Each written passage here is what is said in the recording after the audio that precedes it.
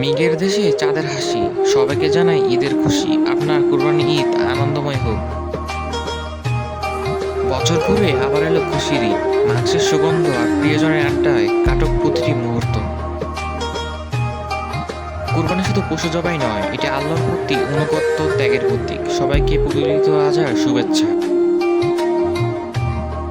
পশুর সাথে মনের সব অহংকার ও হিংসা কুরবানি হোক, আমাদের ত্যাগ কবুল হোক। ঈদ মোবারক।